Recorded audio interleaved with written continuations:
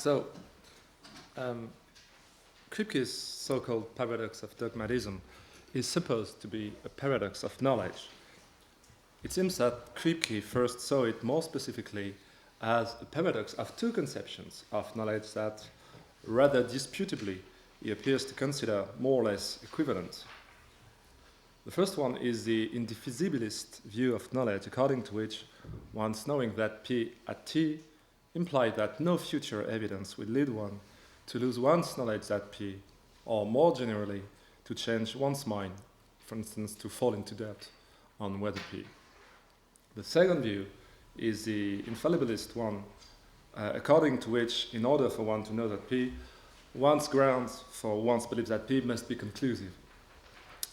According to Rodrigo Borges, Kripke's intent was to show that the view according to which knowledge requires the elimination of all possibilities incompatible with what one knows leads to an absurd result, namely that if one knows that P, then one is rationally entitled to discount any evidence against P.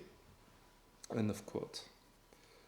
The paradox of dogmatism first appeared in an unpublished lecture delivered by Kripke to the Cambridge Moral Sciences Club.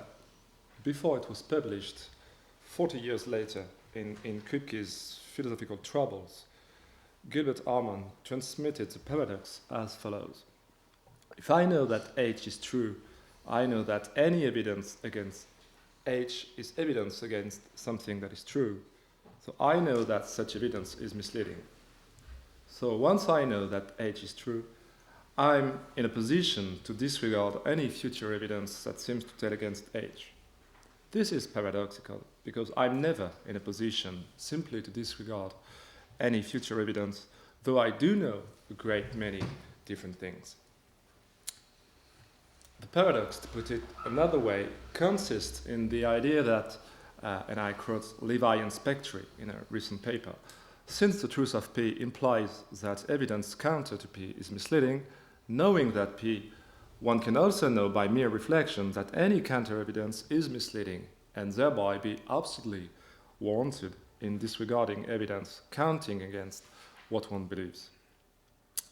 In Kripke's words, if I know something now, if I don't want to lose this knowledge, I should, as a rational agent, adopt a resolution not to allow any future evidence to overthrow it. But this doesn't seem to be our attitude towards statements that we know, nor does it seem to be a rational attitude. And if this attitude doesn't seem to be rational, this is because one's knowing that P doesn't intuitively seem to put one in a position to know that any possible future evidence or pseudo-evidence against P would be misleading. The common sense view, says Kripke, is, for example, that you do know that I have written certain papers on modal logic, but that future evidence could lead you to change your mind about this. So you should rationally leave yourself open to such changings of mind, even though it's the case that you know that I wrote these papers. The question is, why? So in order to answer this question and so to solve the paradox, I shall first show that it's not a paradox of knowledge, nor a fortiori a paradox of indivisibilist or infallibilist views of knowledge, but of belief. And, well, it's written here, I shall then advance the view of belief that makes the paradox disappear, and on the basis of this view, elucidate all believing that P, taking oneself to be fallible on whether P and being open-minded on whether P are compatible and articulate. But I'm afraid I won't have time to say anything about that. So, let's start from a more formalized and detailed statement of the paradox than that of the previous section. It is indicated here. S knows that it is the case that P. This is an assumption. It is a truism that if it is the case that P, then any fact seeming to indicate or show that not P is misleading. S knows the truism that if it's the case that P, then any fact seeming to indicate or show that not P is misleading. Assumption. So by knowledge closure, if S knows that it's the case that P, and knows that if it's the case that P, then any fact seeming to indicate or show that not P is misleading, and on the basis of such knowledge, concludes that any fact seeming to indicate or to show that not be is misleading, S knows that any fact seeming to indicate or show that not be is misleading. So, if one wants to believe the truth on whether P, it is rational for S may resolve to ignore as misleading any fact seeming to indicate or show that not P she might face in the future. And if S's sole doxastic aim is to believe the truth on whether P, S may resolve to ignore as useless or redundant any fact seeming to indicate or show that P she might face in the future. Correlatively, it's rational for S to resolve not to expose herself to new evidence relative to whether P, because at best, she won't lose something she already has, knowledge that P. So in short, it is rational for S to form the intention to avoid epistemic harm by closing her mind. This is a quote from Sosa. But intuitively, it's not rational for S to resolve to ignore as misleading any fact seeming to indicate or show that not P she might face in the future, nor to resolve not to expose herself to new evidence relative to whether P. Moreover, as Kuki remarks, neither of these things seems to be our attitude toward future evidence in cases where we know something. So 7th step, the reason why this is irrational is intuitively that S doesn't know that any fact seeming to indicate or show that not P is misleading. And more precisely, as Diablo maintains, it may be that when it comes to certain specific propositions, a subject can know that. For instance, from my perceptually knowing that there is a computer in front of me now, it may be that I know that any fact seeming to indicate or show that not P I might face in the future would be misleading. In other words, there may be propositions such that it's all right to be dogmatic about them, but intuitively it's false that for any proposition P, when a subject knows that P and knows that if it is the case that P, then any fact seeming to indicate or show that not P is misleading, she is in a position to know that any fact seeming to indicate or show that not P is misleading. So, last step, if the intuitions expressed in 5 and 6, premise 5 and 6, are to be respected, then, if it is admitted that we know all sorts of things, and that 2 is indisputably true, it seems that the only available option is to abandon the principle of epistemic closure, upon which the inference from 1, 2, and 3 to 4 is based. As S.F. Sharon and Levi Spectre write, if closure is denied, the inference is invalid and the odd knowledge claim is avoided. In other words, the paradox seems to saddle us, they say, with a difficult choice between giving up the principle of epistemic closure and adhering to epistemic dogmatism of a particularly objectionable kind. Well, the first thing to note about this paradox is that infallibilist views of knowledge, according to which knowledge requires conclusive grounds or the elimination of all possibilities incompatible with what one knows, rather than specifically leading to the absurd result that if one knows that P, then one is rationally entitled to discount as any evidence against P, seem on the contrary to have the means to escape this absurd result. Suppose that none of our empirical beliefs satisfy the requirements of infallibilism, so that none of them amounts to knowledge, which is often thought to show that infallibilist views of knowledge lead to skepticism. It's easy to see why we are not entitled to disregard as misleading any fact seeming to indicate or show the falsity of our empirical beliefs that we might face in the future. Since we don't know the empirical things we ordinarily think we know, the principle of epistemic closure, combined with our knowledge of the truism that if it's the case that P, then any fact seeming to indicate or show that not P is misleading, doesn't entail that we know that any fact seeming to indicate or show the falsity of the things we ordinarily know is misleading. we ordinarily think we know is misleading. Sorry. However, this way of escaping the absurd result comes at the price of implausibly denying that we have the ordinary knowledge we think we have. Suppose now that we have this knowledge. Whether or not it is infallible doesn't seem to make any difference with respect to the paradox. In order to see this, consider the following example designed by John Hawthorne. Suppose there are two newspapers, the Times and the Guardian, which I trust equally well for the purposes of obtaining soccer information. With good reason, both are extremely reliable in their reporting of soccer results.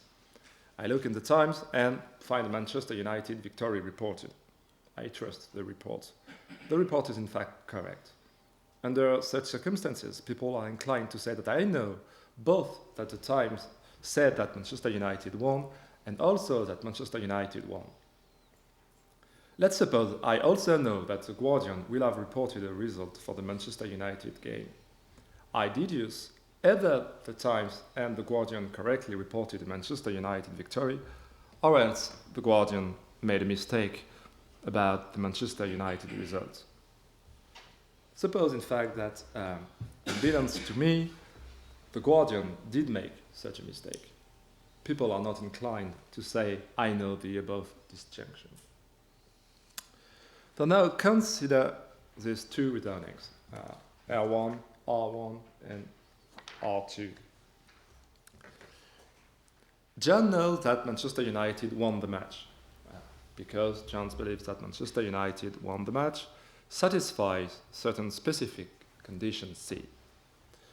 John knows the truism that if Manchester United won the match, Manchester United played the match. So John knows, on the basis of such knowledge, that Manchester United played the match. And now the second returning, R2. John knows that Manchester United won the match, because John believes that Manchester United won the match, satisfied certain specific conditions C. So same premise as in the first returning. Second premise, John knows the truism that if Manchester United won the match, those, whoever they are, and as numerous as they might be, who would say that Manchester United lost the match, would be wrong. So John knows, on the basis of such knowledge, that those, whoever they are, and as numerous as they might be, would say that Manchester United lost the match, would be wrong. While R1 seems perfectly all right, something clearly seems to go wrong with R2. While we have the intuition that 3 unproblematically follows from 1 and 2, we also have the intuition that it is incorrect to infer 3 star from 1 and 2 star. Since the first premise of both reasonings is the same, since 2 and 2 star both consist in making the assumption that John knows something that is indisputably true, and since conclusions 3 and 3 star simply result from the application of the principle of epistemic closure, it cannot be argued, if our intuition is correct, that what is problematic in R2 comes from the conception of knowledge that is at work in premise 1. If that were so, R1 would be just as problematic as R2, which is intuitively not the case. As a consequence, whether or not conditions C are infallibility conditions shouldn't make any difference when it comes to the intuitive incorrectness of R2. So suppose that conditions C are not infallibility conditions, but for instance safety conditions. John knows that Manchester United won the match because the belief involved couldn't have easily been wrong or false given the way he formed it. 3 seems to unproblematically follow from 1 and 2, but we wouldn't say the same about 3 star and premise 1 and 2 star. From the safety of John's belief that Manchester United won the match, combined with John's knowing the truism stated in 2 star, it shouldn't intuitively be concluded that John knows, on the basis of such knowledge, that those, whoever they are, and as numerous as they might be, would say that Manchester United lost the match, would be wrong.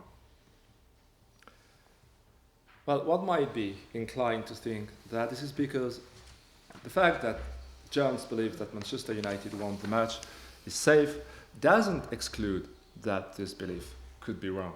It simply excludes, by definition, that it could have easily been wrong, given the way it has been formed.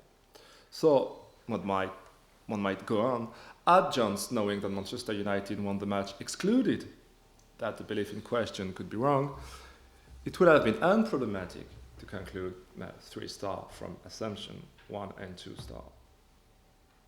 But suppose now that conditions C are infallibility conditions, stating that a subject S knows that P only if S is believed that P, given its evidential basis, couldn't have been wrong.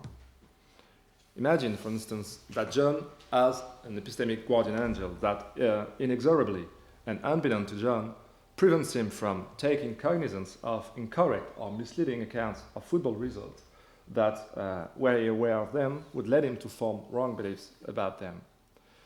And we also prevents him from taking cognizance of correct and non-misleading accounts of football results when he is in a cognitive state or cognitive context in which he would badly process them and, as a result, form wrong beliefs about the results. So, in short, support that it cannot happen that John takes cognizance of accounts of football results and on that basis form wrong beliefs about the results.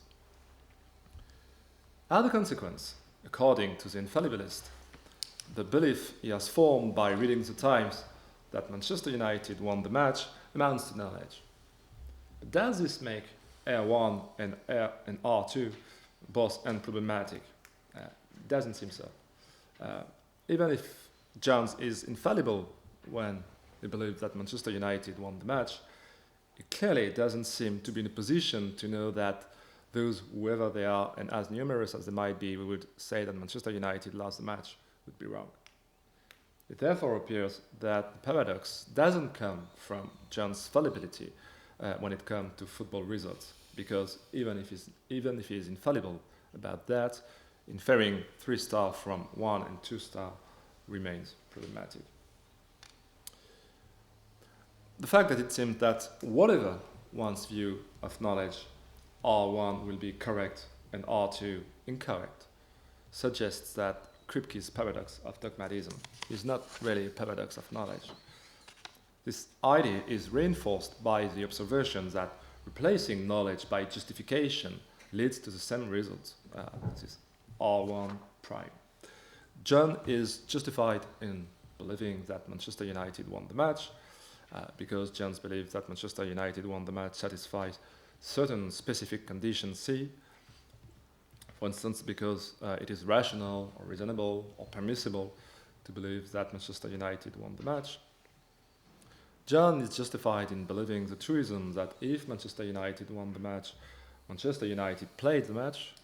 So John is justified in believing on the basis of these justified beliefs that Manchester United played the match. Second reasoning, John is justified in believing that Manchester United won the match, etc. Same premise as in the former reasoning. John is justified in believing the truism that if Manchester United won the match, those, whoever they are, and as numerous as they might be, would say that Manchester United lost the match would be wrong. So, John is justified in believing on the basis of these justified beliefs that those, whoever they are, and as numerous as they might be, would say that Manchester United lost the match would be wrong. Just as with knowledge, it seems that whatever one's view of justification, R1 prime will be correct and R2 prime incorrect.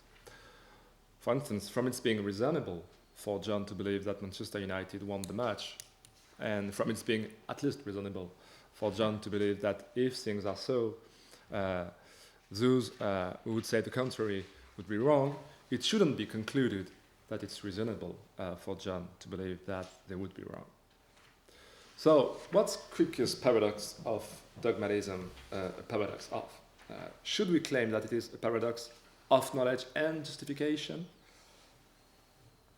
In my opinion, the following two reasonings on the handout make it appear that this wouldn't give us this would give us an incomplete and misleading picture of the situation. So R1 double prime. John believes, for instance, by reading the Times, that Manchester United won the match.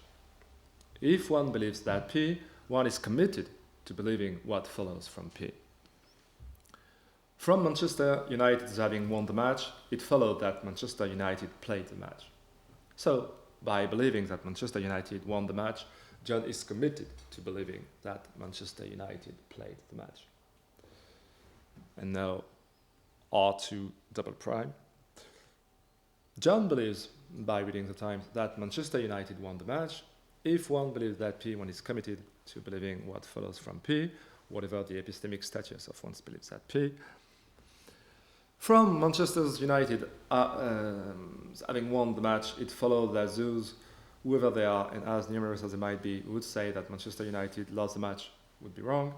So, by believing that Manchester United won the match, John is committed to believing that those, whoever they are and as numerous as they might be, who would say that Manchester United lost the match would be wrong. Once again, the conclusion of the first of these two reasonings seems perfectly correct, contrary to that of the second. And once again, the question is how to account for this difference. In the case of these last two reasonings, the question is more specifically how to account for this difference, since the first two premises are identical, since 3 double prime and 3 star double prime are both indisputably true, and since the conclusion in both cases follows from the shared premise 2 double prime. Well, what's interesting in this pair of reasonings is that, contrary to the previous ones, rather than merely leading us to the idea that there must be something wrong with the principle of epistemic closure, whether of knowledge closure or justification closure, whose rejection seems to be the only way to escape the strongly counterintuitive conclusion 3 star and 3 star prime, it indicates the direction in which to find the source of what's wrong with this principle, provided it is admitted that the 3 pairs of reasonings I have mentioned are all instances of one and the same paradox, which intuitively seems to be the case. Indeed, in order to escape the conclusion 4 star double prime, the only option is to reject 2 double prime. That is a claim that if one believes that P, one is committed to believe what follows, to believing what follows from P. But what could be wrong with this claim? In order to see this, let's consider another reasoning. So it's R3 double prime. John believes that Manchester United won the match. If one believes that P, one is committed to believing what follows from P. From Manchester United's having won the match, it followed that the world isn't peopled only with one evil demon and systematically deceived behaviors. So, by believing that Manchester United won the match, John is committed to believing that the world isn't peopled only with one evil demon and systematically deceived behaviors. What's striking here is that inferring 4 double star double prime from 1 double prime, 2 double prime, and 3 double star double prime doesn't seem to be clearly incorrect, contrary to inferring 4 star double prime from 1 double prime, 2 double prime, and 3 star double prime. This indicates, in my opinion, that we cannot explain why the latter inference is incorrect, contrary, for instance, to the inference in which R1 double prime consists, by arguing that that Manchester United played the match is part of the content of the beliefs that John has formed by reading the Times, that Manchester United won the match. While that those who would say that Manchester United lost the match would be wrong isn't part of this belief. Indeed, that the world isn't peopled only with one evil demon and systematically deceived behaviors isn't arguably part of that belief formed by reading the Times. either, but it nonetheless seems to be all right to say that by believing that Manchester United won the match, John is committed to believing that the world isn't peopled only with one evil demon and systematically deceived behaviors. So why, by believing that Manchester United won the match, is John not committed to believing that those who would say that Manchester United lost the match would be wrong, while by so believing he is committed to believing that Manchester United played the match and to believing that the world isn't peopled only with one evil demon and systematically deceived behaviors? The answer, I would suggest, is that John isn't committed to believing this because even if it follows from what he believes that Manchester United won the match, that those who would say that Manchester United lost it would be wrong, believing this wouldn't merely consist in believing something that John takes to be a consequence of what he believes. Believing this would entail, in addition and indissociably, revising his initial doxastic attitude vis-à-vis the proposition that Manchester United won the match. More specifically, believing this would entail revising his initial doxastic attitude vis-à-vis the proposition in question if this attitude wasn't that of certainty vis-à-vis the proposition that Manchester United won the match, which is nothing other, in my opinion, than the attitude of taking oneself to be infallible on this issue. Now, I would argue one cannot be committed to entertain vis-à-vis a proposition P as the result of once having a certain doxastic attitude D vis-à-vis that proposition, another doxastic attitude than D vis-à-vis that proposition. Right. Well, I'm not entirely satisfied by this way of putting things, but well, I hope this can enable you to grasp the idea I have in mind.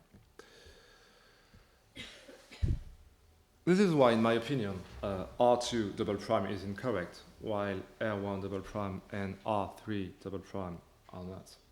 For instance, if John believes that Manchester United won the match, John is committed to believing that the world isn't peopled only with one evil demon and systematically deceived behaviors, because, first condition, the latter thing follows from the former, and because, second condition, believing the latter thing doesn't entail revising his initial doxastic attitude vis-à-vis the proposition that Manchester United won the match, supposing this attitude wasn't that of certainty but of belief. And the same goes for R1 double prime. Okay, well, quickly. In connection with this tentative idea, consider the following three reasoning. John believes that Manchester United won the match. John believes the truism that if Manchester United won the match, Manchester United played the match. So John believes, on the basis of these two beliefs, that Manchester United plays the match. Second reasoning, John believes that Manchester United won the match. John believes the truism that if Manchester United won the match, those who would say that Manchester United lost the match would be wrong. So John believes, on the basis of these two beliefs, that those who would say that Manchester United lost the match would be wrong. And third reasoning, John believes that Manchester United won the match. John believes that if Manchester United won the match, the world isn't peopled only with one evil demon and systematically deceived behaviors. So John believes, on the basis of these two beliefs, that the world isn't peopled only with one evil demon and systematically deceived behaviors. Only the conclusion of R2 triple prime seems implausible. That of R3 triple prime, for instance, doesn't seem to be problematic if it's not interpreted as saying that John takes the two beliefs in question to be a reason for him to believe that the world isn't peopled only with one evil demon and systematically deceived behaviors. But if John were certain that Manchester United won the match, and so took himself to be infallible on this issue, and didn't merely believe that Manchester United won the match, 3-star double triple prime wouldn't be implausible.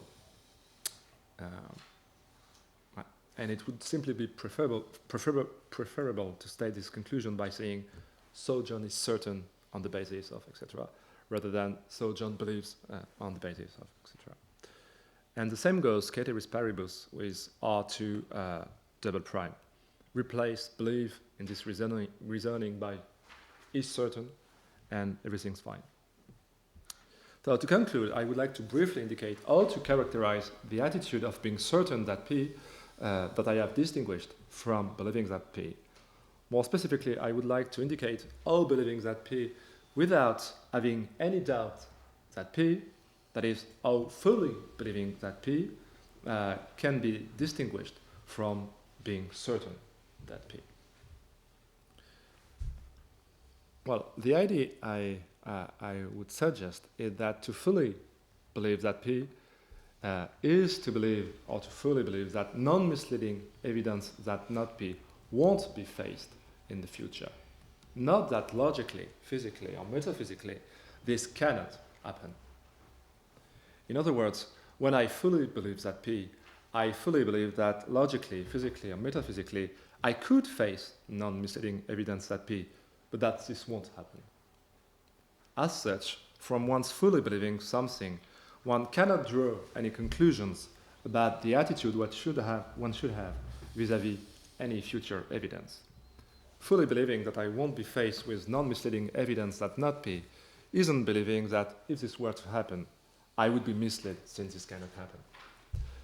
Believing that this cannot happen, that I couldn't face non-misleading evidence that not P, and not only that this won't happen, is, I would suggest, being certain that P.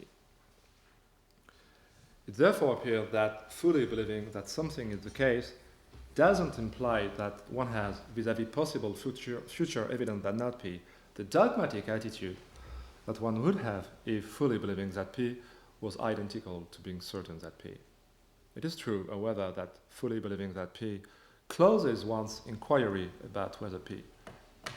As per Holt, one cannot have no real doubts that P, and at the same time takes the question of whether P to remains open. But I would say that it is not really detrimental to one's personally tracking the truth or to scientific inquiry, because of one's being constantly exposed to new evidence, whether or not this is what one wants, and because of the high interconnectedness of beliefs. Thank you.